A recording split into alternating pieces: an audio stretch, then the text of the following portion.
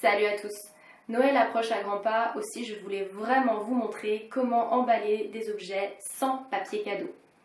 Petite mise en garde, une fois que vous aurez découvert et surtout testé la technique du furoshiki dont on va parler, vous risquez de ne plus jamais avoir envie de revenir au papier cadeau.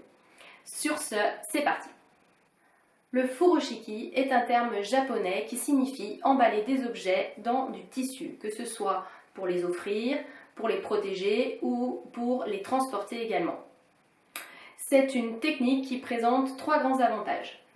Tout d'abord, vous n'aurez plus jamais besoin d'acheter du papier cadeau de votre vie, pas plus que du scotch ou du ruban.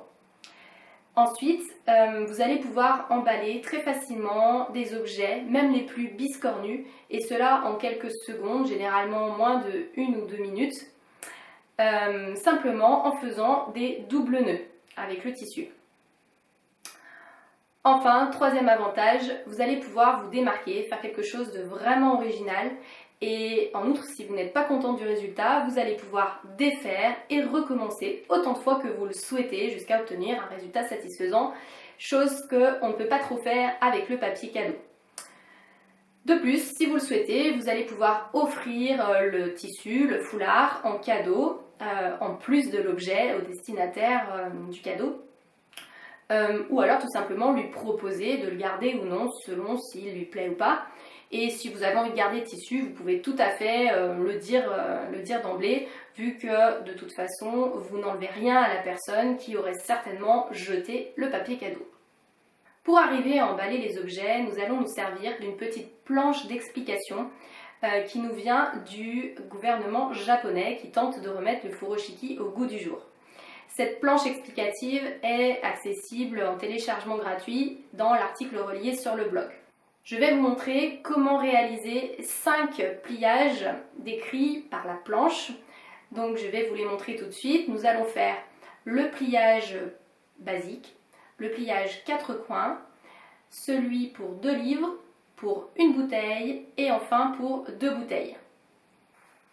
En termes de matériel, vous aurez besoin de tissu bien sûr, de préférence de forme carrée. Ça peut être des chutes de tissu qui vous servent pour de la couture par exemple, mais je trouve plus simple d'utiliser des foulards tout prêts, puisqu'ils sont généralement de forme carrée, ce qui va être beaucoup plus simple.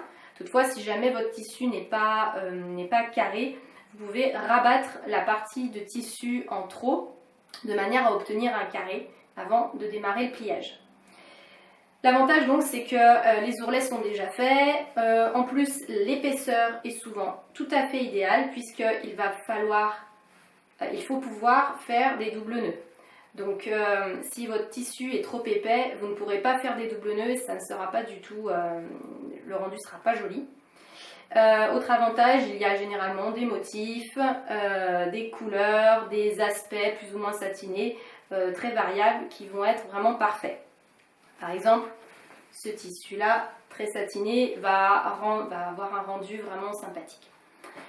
Pour en trouver, regardez dans vos armoires. Vous pouvez également faire les armoires de votre mère, de votre grand-mère, de vos tantes ou de vos cousines ou d'amis pour récupérer ce genre de tissu. On en trouve également pour quelques centimes, 50 centimes, 1 ou 2 euros sur les marchés, les brocantes, les puces ou encore les Emmaüs, ce genre de magasin. C'est parti pour les pliages. On démarre avec le pliage basique. On place d'abord le tissu devant nous en forme de losange et tous les pliages vont démarrer de cette manière-là. Ensuite, on pose l'objet qu'on souhaite emballer au centre du foulard comme ceci, pas comme cela mais bien droit, et on va l'entourer avec les pointes qui se situent devant nous.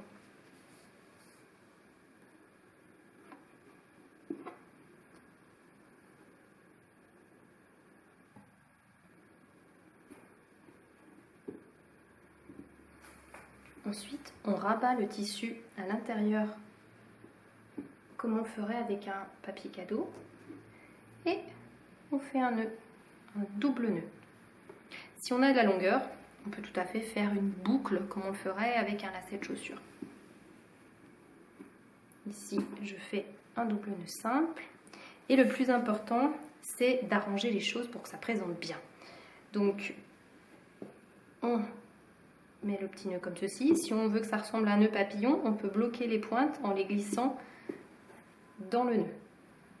Bon, mais là, je vais le laisser comme ceci.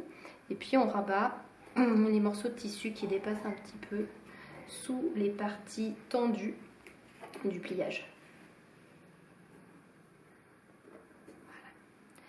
Voilà. Notez que de ce côté-là, on a la pointe qui dépasse. Alors, soit on a suffisamment de tissu pour la bloquer sous l'objet, ou alors on peut la rabattre en repliant le tissu sous le nœud. Comme ceci. Voilà.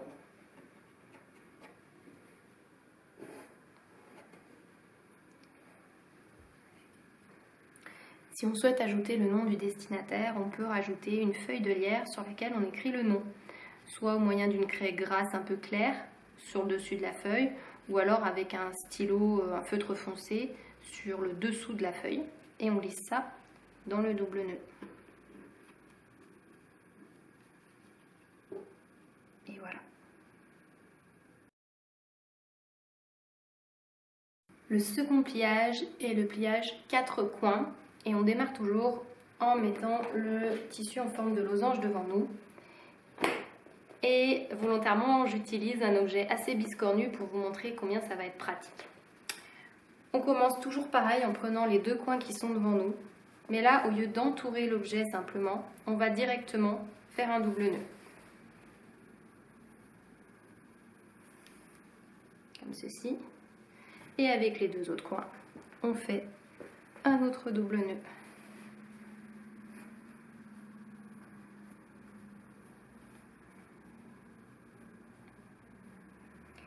Et comme précédemment, on arrange les choses pour que ce soit vraiment très joli.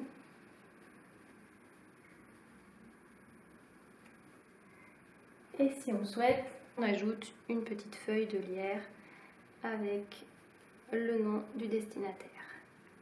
On passe ça dans le double nœud.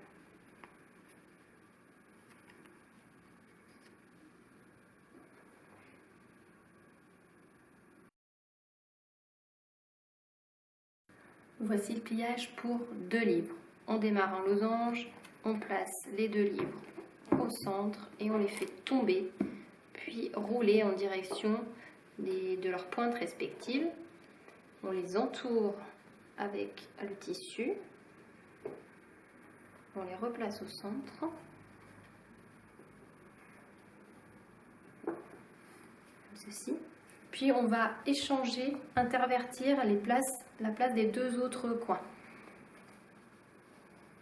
Comme ceci.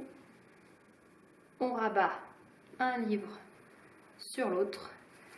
Et avec les 2 coins qui nous restent, on va faire, donc là, on pourrait faire une anse. C'est tout l'intérêt du furoshiki aussi, pour transporter. Mais là, je vais faire simplement un double nœud tout bête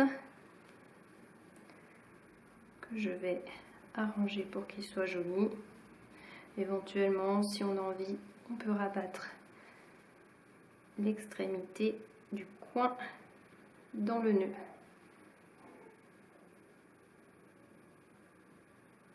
Comme ceci. Voilà, ensuite c'est une question d'équilibre. On place l'objet comme ceci. Si ça ne tient pas, on peut aussi le placer comme cela.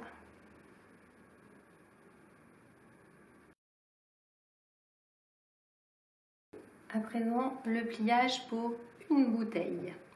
On commence en losange, on prend les 2 coins bien devant nous et on va faire un double nœud au-dessus de la bouteille. Alors là, mon tissu est un peu petit pour ma bouteille.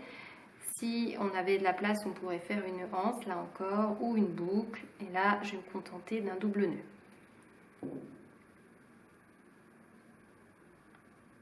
Avec les 2 autres coins, on va intervertir leur place, comme ceci. On va torsader. Alors, ma bouteille est vide, donc pas très stable, c'est plus facile si elle est pleine. On va torsader nos 2 extrémités et venir faire un nœud à l'avant de la bouteille. Alors si on avait beaucoup de tissu, on pourrait faire un autre tour et venir faire le nœud de l'autre côté. Là, comme j'ai vraiment pas beaucoup de tissu, je fais le double nœud directement. On peut le faire sur le goulot ou plus sur le corps de la bouteille, c'est un peu comme on a envie.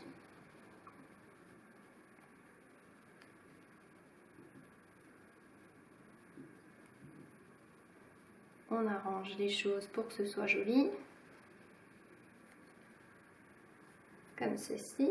On cache, s'il y a besoin de cacher, les petites choses qui dépassent. Voilà. Et puis toujours pareil, on peut glisser la petite feuille avec le nom.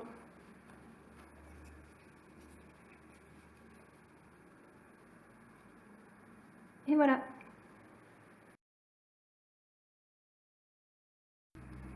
Enfin voilà le dernier pliage pour 2 bouteilles. On démarre en losange, on place les 2 bouteilles au milieu, on les fait tomber. Puis on place un coin sur l'autre coin devant nous et on va rouler les bouteilles dans le tissu, comme ceci.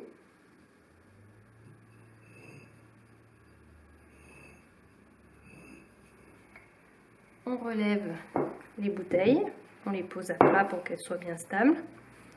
Et avec le tissu qui reste, toujours pareil, on peut faire une nuance. Ou alors, ici, je vais faire un nœud, une boucle.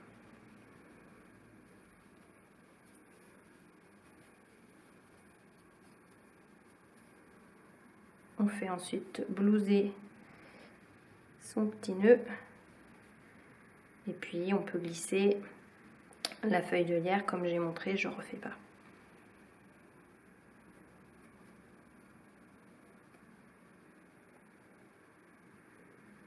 Et voilà.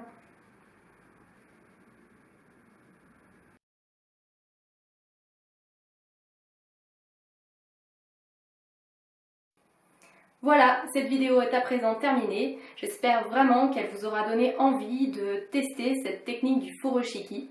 Surtout, ne vous découragez pas à la première ou à la deuxième tentative, si jamais le résultat n'est pas à la hauteur de vos espérances.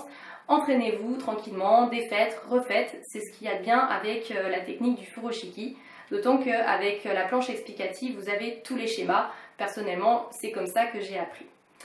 Aussi, je vous souhaite de très belles réalisations et puis à bientôt pour une prochaine vidéo. Ciao!